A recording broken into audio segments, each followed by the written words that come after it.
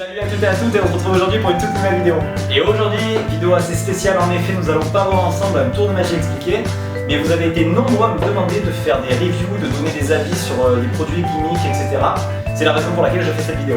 Et pour cette première vidéo, je voudrais vous parler d'un tour de magie ou plutôt d'un accessoire permettant de réaliser plusieurs tours de magie.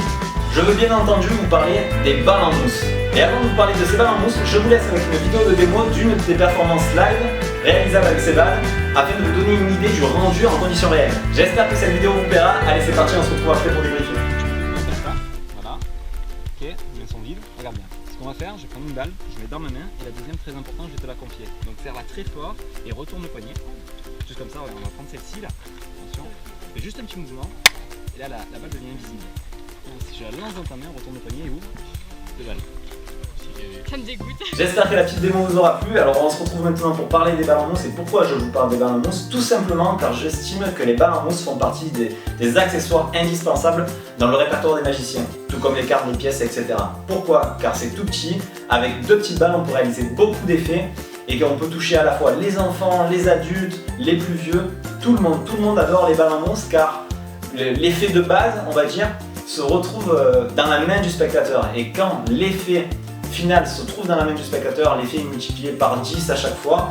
Et c'est pour ça que j'ai toujours avec moi mes balles en mousse. Personnellement, j'utilise souvent le tour des balles en mousse comme tour d'entrée, car quand on accoste des gens, des inconnus dans la rue, déjà arriver à rentrer dans leur petit cocon, parce qu'en général les gens n'aiment pas être trop dérangés, si on arrive et qu'on fait un tour trop long, qu'ils doivent réfléchir, etc., ils n'accrochent pas. Déjà qu'on est un inconnu pour eux, arriver et se dire allez, je vais vous faire quelque chose d'incroyable, c'est déjà très prétentieux. Alors que les balles en mousse, avec un minimum de technique, c'est assez simple à réaliser et on peut faire un effet incroyable. Au moment où ils ouvrent la main et qu'ils se retrouvent avec les deux balles dans la main, à partir de là, vous êtes vraiment un magicien et ils vont demander d'eux-mêmes, vous demanderont des nouveaux tours. C'est pour ça que utiliser ce tour par exemple pour faire une accroche, c'est très intéressant, car l'effet est monstrueux. Alors pour ce tour, cet accessoire, ça va être très difficile pour moi de faire des points négatifs et des points positifs, car pour moi, vous l'avez compris, c'est un coup de cœur. Hein. C'est pas vraiment un gimmick à part entière, il n'y a rien de truqué là-dedans, hein. C'est vraiment, ça va être plus de la manipulation. On va quand même essayer. Dans les points négatifs, on pourrait dire peut-être que oui, ce n'est pas un tour automatique qui va à peine acheter de suite pouvoir être réalisé.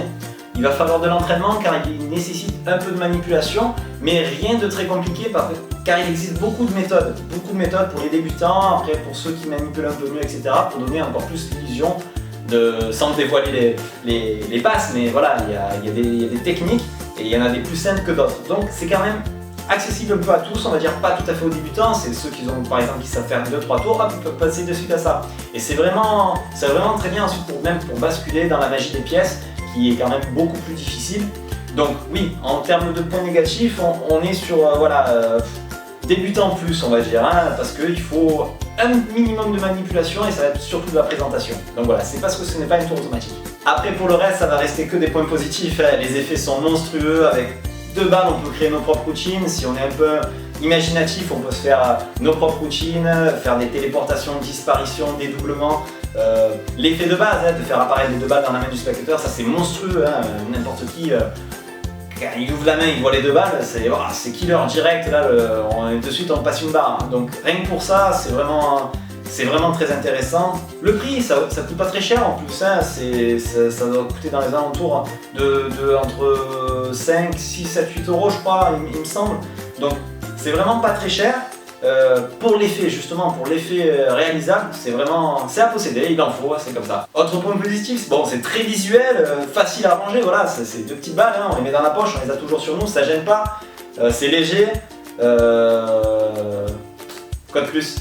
Donc voilà, vous l'aurez compris, je vous conseille fortement de vous procurer des balles en mousse, surtout si vous débutez et que vous voulez un peu vous équiper en matériel de magie. Les balles en mousse foncées, ça va vous permettre d'apprendre et d'évoluer surtout en magie. Je vous ai mis un lien dans la description d'une boutique pour vous en procurer. C'est fourni avec une vidéo d'explication donc pour apprendre les fameuses passes et les routines. Donc c'est toujours sympa à voir, pour apprendre c'est beaucoup plus facile. Et voilà, c'est pour moi aujourd'hui. J'espère que ce nouveau type de vidéo vous aura plu. En tout cas, n'hésitez pas à me le dire dans les commentaires, laissez un gros pouce bleu et à vous abonner si ce n'est pas encore fait. Quant à nous, on se retrouve la semaine prochaine pour un nouveau tour expliqué.